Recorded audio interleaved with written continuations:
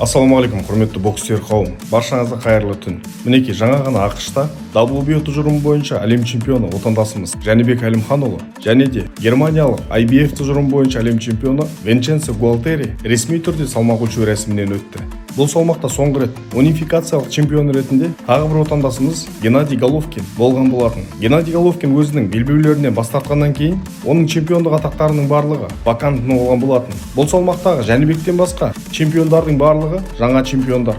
Гуалтери салмақ өлшеу барысында қарсыластар бір-біріне көз қарасқан сәтте Жәнібектен еш қаймықпай тұрғанын байқадық. Әрине, бұл жекпе-жекте қазақ стайл мінсіз фаворит. Бірақ бүгінгі салмақ өлшеу сәтіндегі Гуалтеридің мінезінен Жәнібекті жеңіл жекпе-жек күтіп тұрмаған секілді. Неде болса отандасымызға сәттілік тілейміз. Қызық жекпе-жек болады.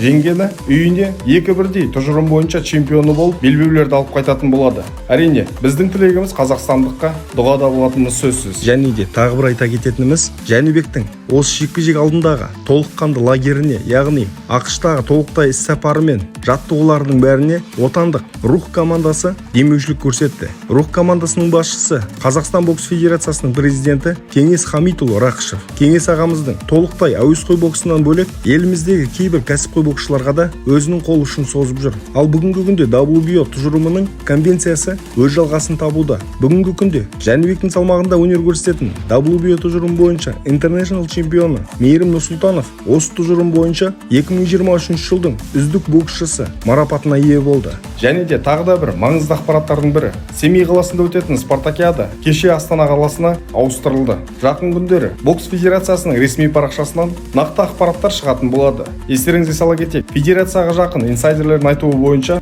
бұл спартакиада келесі лицензиялық турнирге іріктеу форматында өтетін болады екен. Әзірге Қазақстанның қоржынында бір лицензия. Оның иегері Қамшыбек Қоңқабаев.